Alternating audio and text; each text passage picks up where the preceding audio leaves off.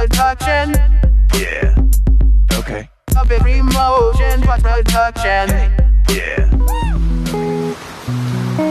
Party up. That's left with free box network. We bring chaos to your face. Summer. That's left with free box network. Summer. We bring chaos to your face.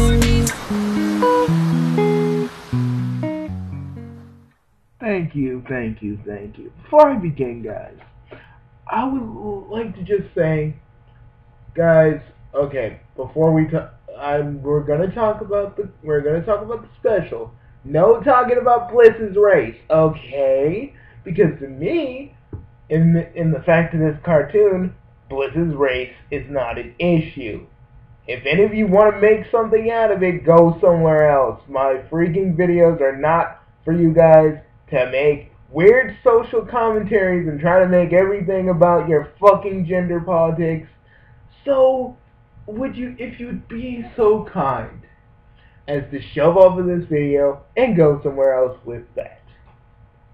Sorry guys, I need to get that out of the way. You know how people are. So, let's talk about the Power 4 now, shall we? So, okay, the Power 4. Now we find out that Bubbles has seemingly an imaginary friend named Bliss that keeps bringing all their stuff. And we don't find out until like when a freaking space tow truck, well, that's a freaking old-timey tow truck, I forget his name, basically has the girls pinned down, and Bubbles is tied up Hannibal Lecter style. It'll make sense when you actually watch the episode. But then we meet Bliss, and then we find out that Bliss was basically the first Powerpuff Girl. I know to a lot of people it would be kind of because it basically states that Professor Utonium made Bliss out of the desire to compete with this one other scientist that made the perfect little boy. Which makes me wonder, are the Rowdy Rough Boys still part of this universe? But I can get into that in another video. So basically, we find out more about Bliss. We get Mojo actually telling the girls and the audience that, you know, Bliss and JoJo used to be best friends. Which, I don't know. I would be pissed about that. But, I don't know. Mojo in this episode was just too fucking funny. And that's the thing. And then she had the pet elephant named Me. And I was I didn't really like the fucking elephant. You'll see why as we keep on going. So there's just this whole episode. Half of this episode is pretty much Bliss trying to spend time with the girls, but her powers kept getting in the way. And we had this weird ass villain called the Gnat, which was really, I don't know. I haven't been watching the show that often, but these new villains are freaking great. Why don't we focus on them too? Either way, so basically Bliss blows up the Gnat again because the Gnat was basically insulting Bliss. And Bliss's backstory was her powers were too volatile. Sorry, I didn't start with that. Her powers were too volatile, so she had to basically decided to go. Whether she was happy, sad, mad, whatever emotion she had, she'd blow up. Use her powers to blow up. But, the girls basically were getting beat down by the Gnat because they went to a freaking monster truck rally. I don't know why, but Buttercup is so an annoying. Like, is she supposed to be annoying? Like, a lot of people are saying, oh, I hate Bubbles in the new reboot. I don't like Buttercup. God dang. I mean, even, like, Sans would be looking at this reboot and be like, kids, stop with the puns already. God dang. I mean, I know I pun, but calm it down a bit. But anyways. So, yeah. But, basically Bliss saves the day. Also, she helped the chili dog vendor, which, it's too early to be shipping Bliss with anybody, so no, I'm not doing the Shipping Blessers episode on Bliss. So don't ask. But basically, she helped the girls out. They run a few freaking simulations a la Danger Room, which they kind of did have in the old show. Which I don't know whether that's a callback or not, but they have it, and that's what it was. The freaking Danger Room simulation thing they had going, they had Tyrannosaurus Rex. And I'm like, is that the real villain? Please, can we have an episode about that one? Please. The one thing I don't like about the show is the girls themselves now. They're just not... I mean, I feel like this could fit in the old show. But you know what would have been really nice, would have been really kind of awesome, a little wink to us older fans, is that they actually say to the professor, we actually did make a Powerpuff Girl and we never told you this. I don't know, maybe would have added something, or just just add something to that, but whatever. So basically, Bliss did a pretty good job in all the training simulations, but the professor basically tells her, you're not ready, your powers are too unstable, and you're not ready yet. Freaking the Powerpuff Girls has to stop Commando Chipmunk. Again, another interesting villain, by the way. And basically, Bliss goes up into the Powerpuff Girls' room, their room, and she starts crying. And the freaking elephant, her pet, which I thought was very unassuming at the point, started talking. And in the back of my head, I said, oh, holy shit, animals don't talk in the Powerpuff Girls that often, unless they're two or one more things. They're magical, or they can just talk normally. But the thing is, all this freaking elephant said up until now was me, so it's like, that's motherfucking him, isn't it? That is motherfucking him. But I don't have a lot of time to really think about that, because then the girls take Bliss to fight Commando Chipmunk, and proceed, the girls get beat down because this chipmunk was kicking their asses, and then, Bliss starts, when the girls got beat, Bliss started beating the ever-loving god of this Commando Chipmunk that had kind of a Australian accent for some reason, which I don't really understand, but oh well. Basically, Bliss beats the ever-loving crap out of Commando Chipmunk. And I'm sorry I'm kind of going a little bit fast, but there's a lot of good things that worked and a lot of good things that didn't work, and I'll explain in a minute. Okay. So basically, as freaking Bliss was literally about to kill Commando Chipmunk, because the girls don't really kill. They'll beat the shit out of something, but they do not kill.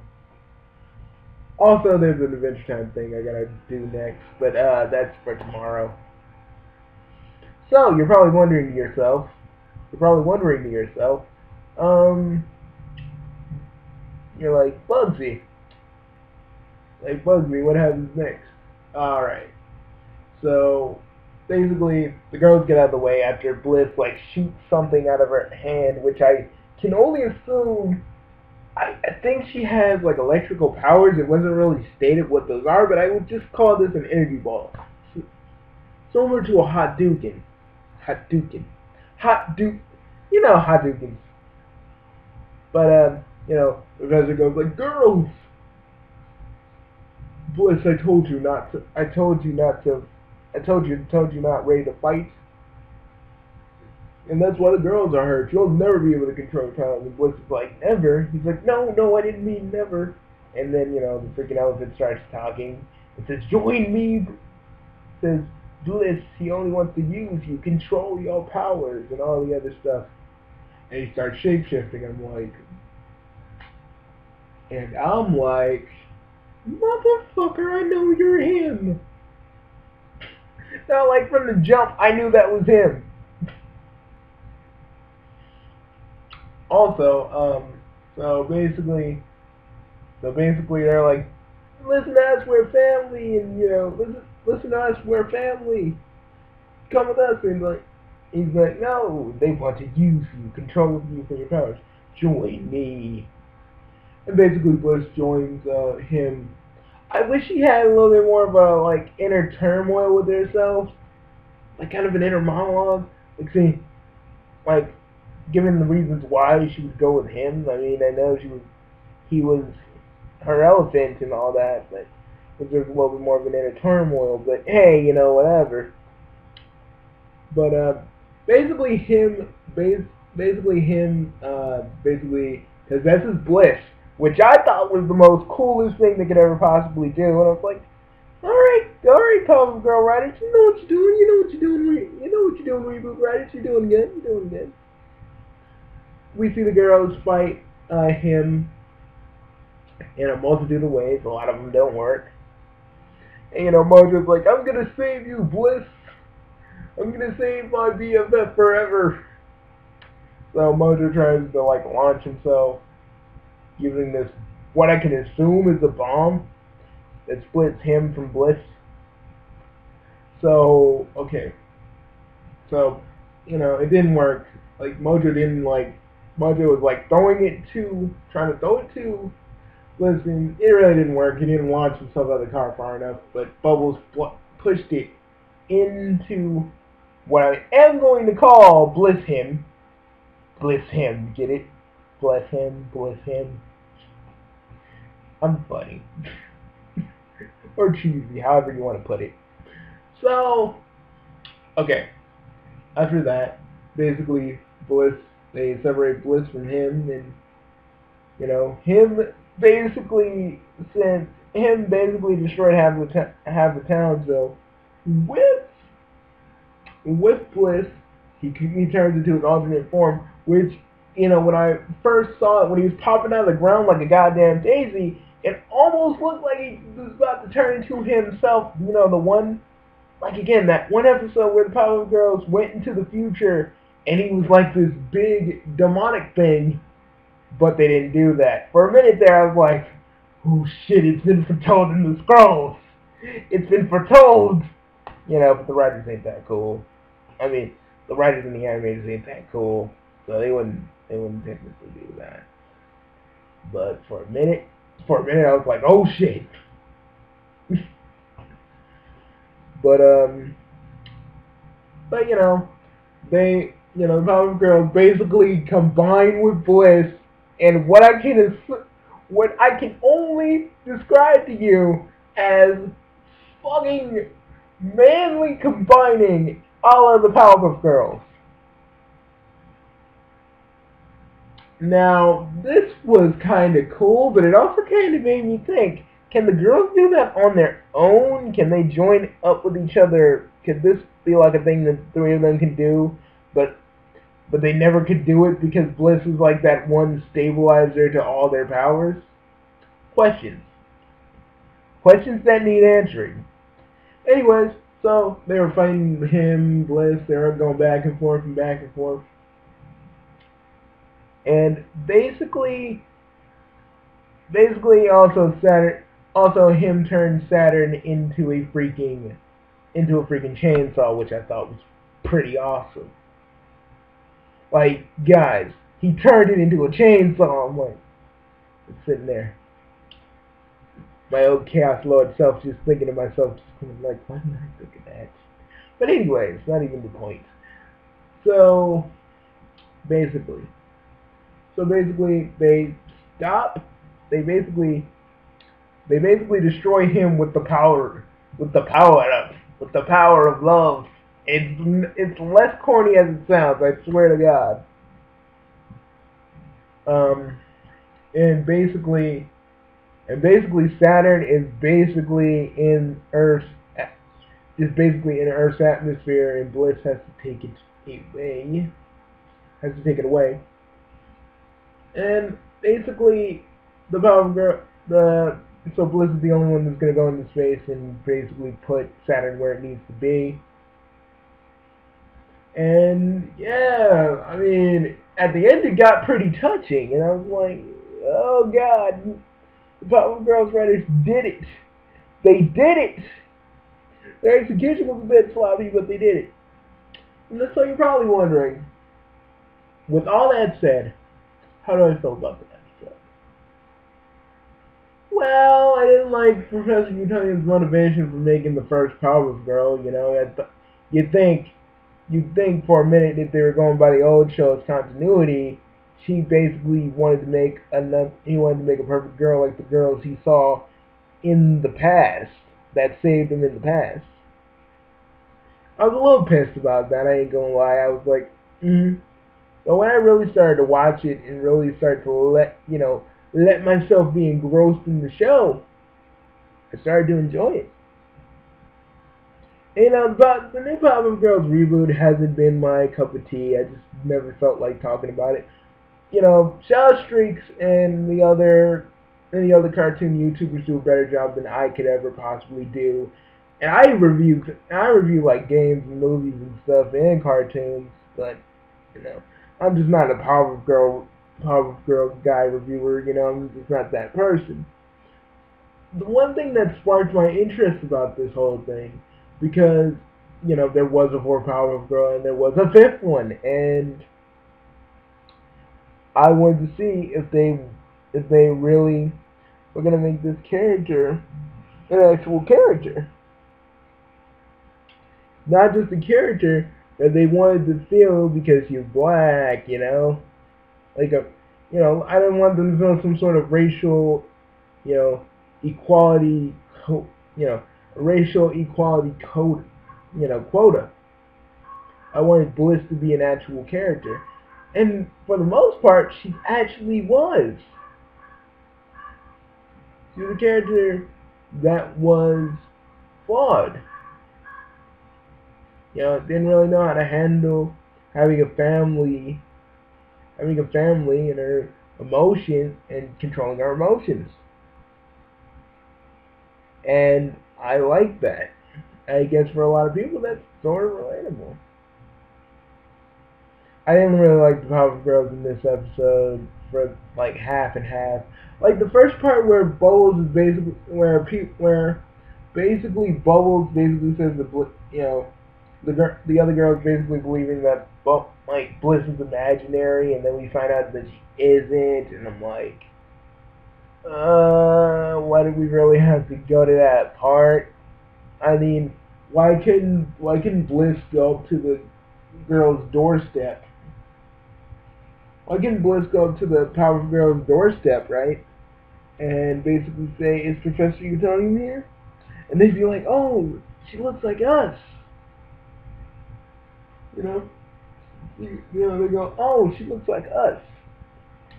And basically from there, that's where the episode would start.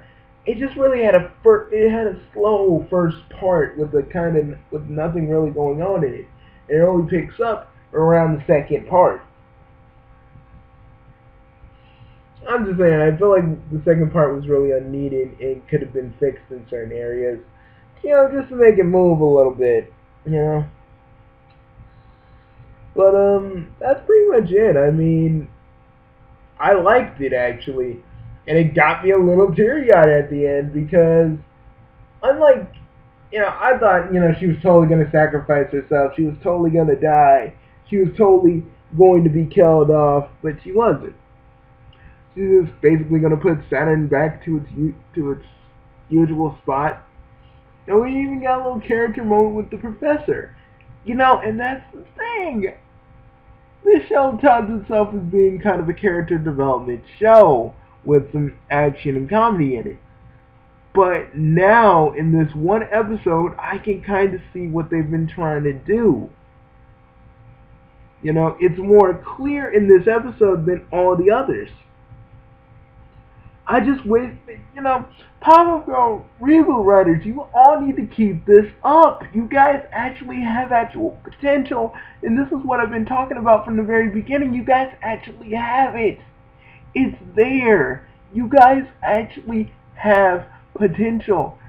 If you guys just keep it up with this momentum and actually make this show what you should have made it instead of just pandering it to everybody. Who knows how far this show could technically go? All I'm saying. Now, did you do it right by the character? Yes.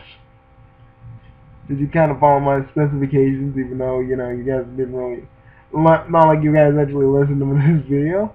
Yeah, you did. Did it live up to Bunny? I think, in a weird way, it kinda did. But that's just me. Now, I'll see you guys later.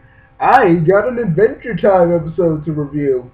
I'll see you guys later. And oh yeah, I give the power of 4, which I will say. The power of 4. This episode was actually pretty good. It did make me mad at the beginning, but it actually was pretty good. And actually him being the main villain actually made sense. And Mojo being kind of the comic relief now, it made me laugh. But I give this whole entire episode I give this a 4 out of 5. I wouldn't say it's the very perfect episode, but it kept me invested. And I don't know, it may vary from person to person. A lot of you may think this is the actual best episode this could possibly be. Or you may think it's a pile of trash, but for me, this gets a 4 out of 5. Because even though it may not be perfect, it tries so hard to be so, and it does do a pretty good job in keeping you invested in Bliss and in the girls. So, I'll see you guys later. Bugsy out and peace, Chaos Nation. There will be more reviews on the way, kids. This ain't done. We're not done yet. We got an Adventure Time episode, and soon after I beat Titanic Monarch, we got a freaking Sonic Mania to review to get to. See you guys later. I'm Bugsy, and I'm signing off. Bye, kids. You watching the Big 3 Bucks Network? Yeah. Okay. You watching the Big 3 Bucks Network? Yeah. Hey, check out the channel for Chaos Flow. Yeah. Okay. Hey, check out the channel for Chaos Flow. Yeah.